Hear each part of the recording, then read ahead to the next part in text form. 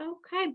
I am going to introduce my wonderful colleague Cynthia Rice, who is our preschool expansion guru, and she's going to talk a little bit about preschool expansion for parents and a parent's role in bringing it to their community. So, Cindy, whenever you are ready, take it away. Well, thanks, Hannah, and thank you everyone for participating in this. We're so happy to be able to shift the lens a little bit away from policy to say, so what's what role do parents play?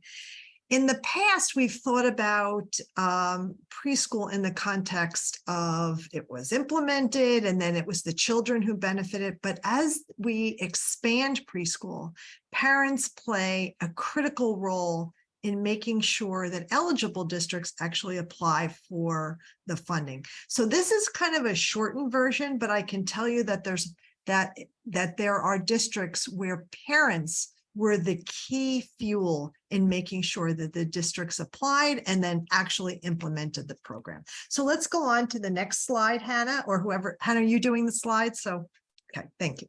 Okay, so let's go on. So I want to give you, this is, when I tell you, this is the Reader's Digest version of how did we get to where we are in preschool. And I know that there's some people on the call who know this. It started really as a court case, and it's called Abbott versus Burke. And the preschool piece of the court case came later. It's been going on for literally decades, but it began in the mid-90s, and that there were two decisions in 1998 and 2000 that mandated high quality preschool. It would be implemented with quality standards. So you're talking about not just implementing the program, but implementing a quality program. And at the time, there were 31 identified districts that were protected and remain protected under the court decision, to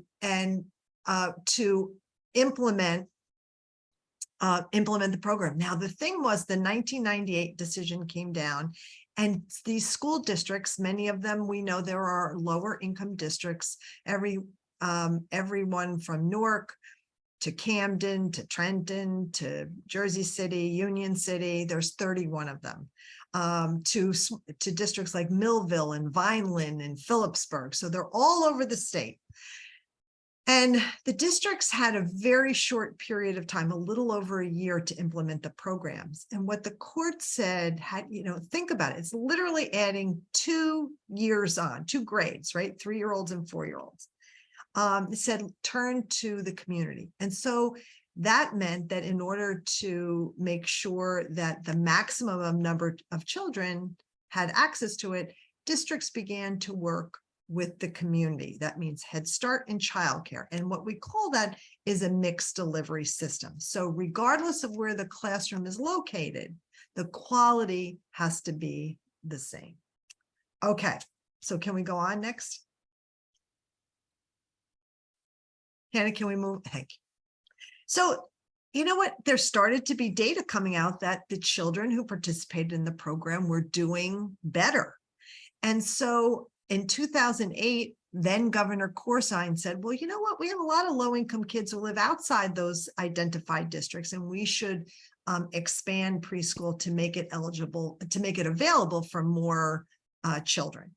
But that had to go through what is known as our funding formula, our school funding formula. It's a way of trying to bring fairness or equity in the state dollars that go to individual districts. And so preschool expansion was included in the funding formula that came out in 2008.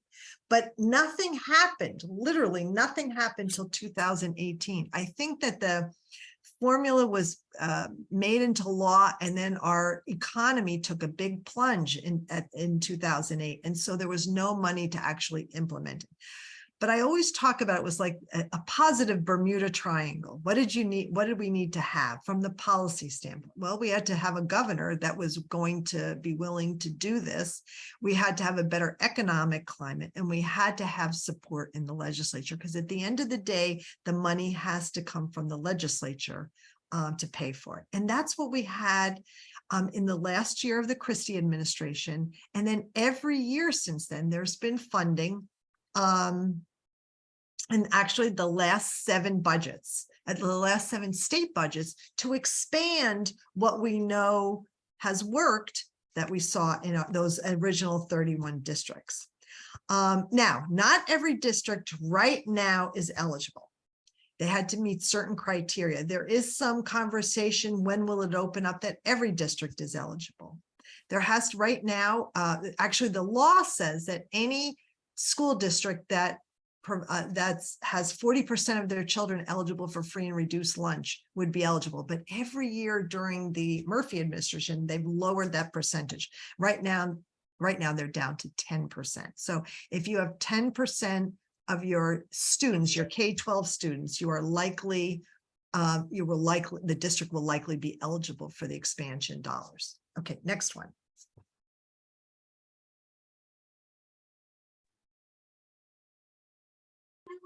So what's happened since we started? Remember, we started with those original 31. Now we're up to over 200 districts.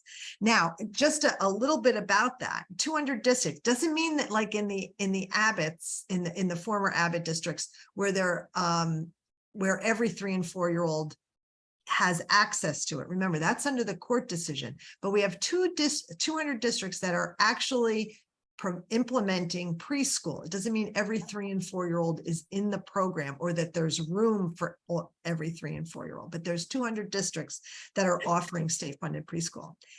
So this time of year is our budget time. At we at ACNJ talk a lot about the state budget right now. There's a lot going on. And right now, the governor proposed what would be called the fiscal year 2024 budget, and in it includes an additional $109 million for preschool, with $40 million of it to be used to expand it to other districts, and the other $69 million to support more children in the existing districts, or address some equity issues, which there are quite a few. But New Jersey is spending more than of their own dollars, of state dollars, not federal dollars, $1 billion on preschool. And the districts who are eligible vary slightly from year to year, but they pretty much, the same group stays the same. Now, here's the problem. It is not a mandated program.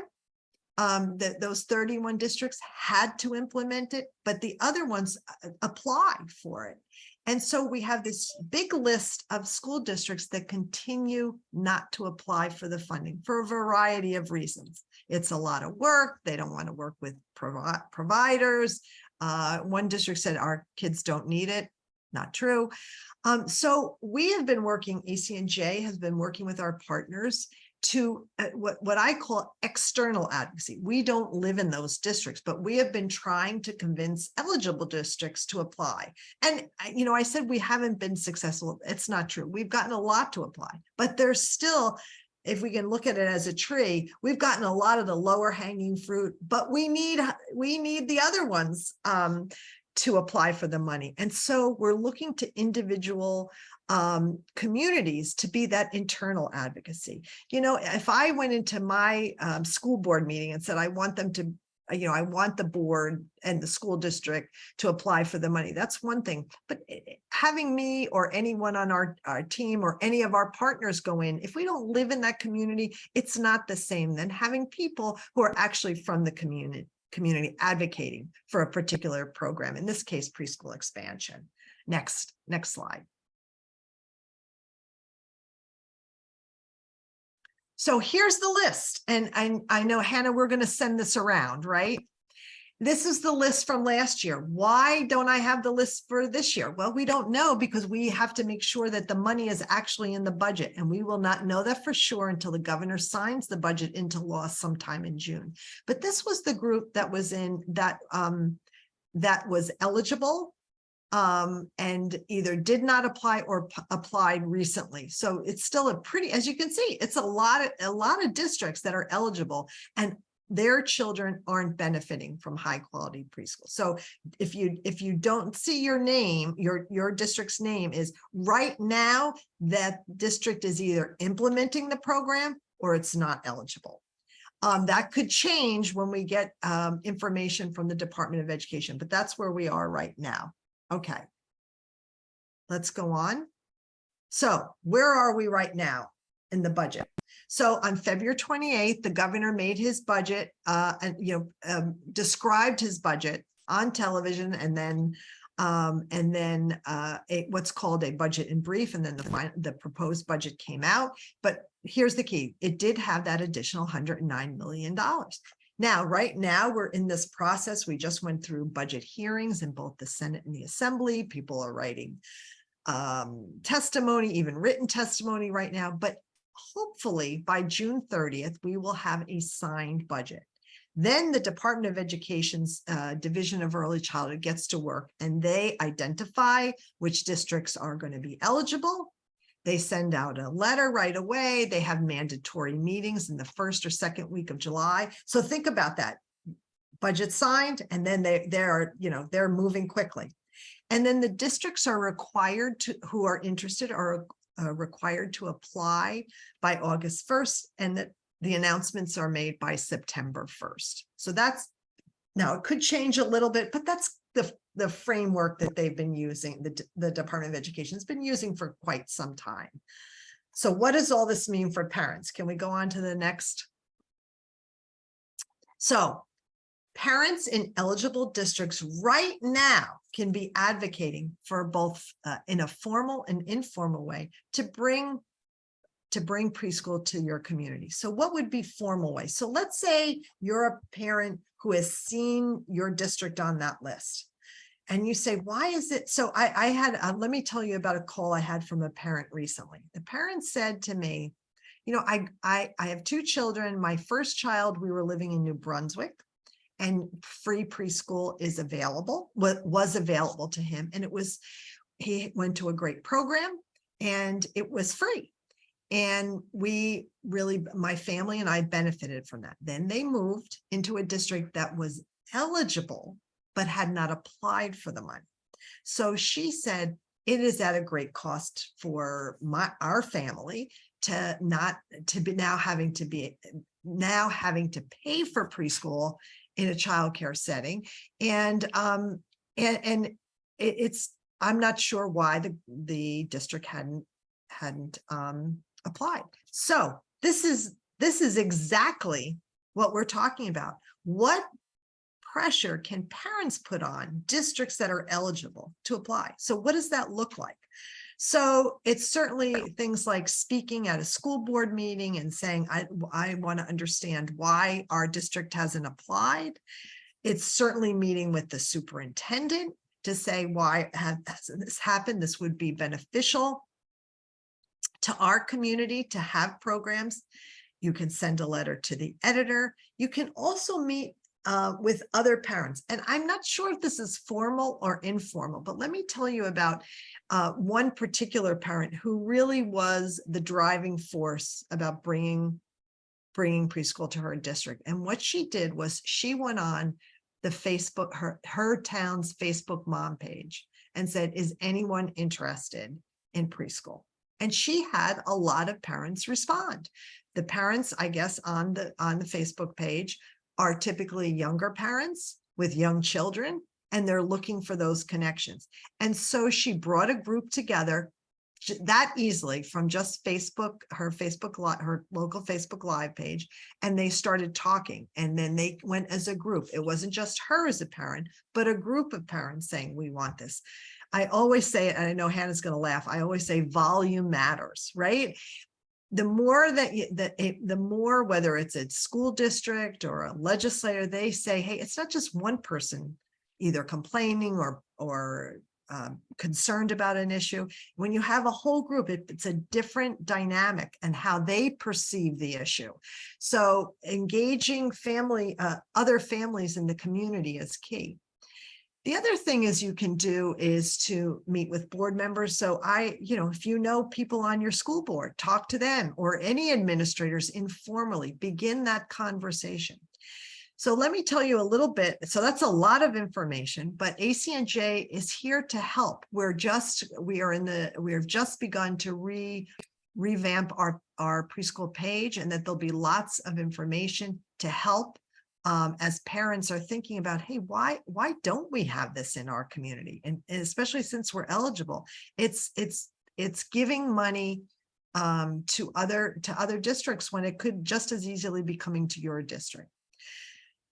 I mean, I think and thinking about all of this, why is it important for parents to do this now? Well, we have a governor who is very supportive of this, but we don't know what will happen with a new governor. He has 2 more years during his administration. He's been committed to preschool, and he's frankly put in a lot of money to support it.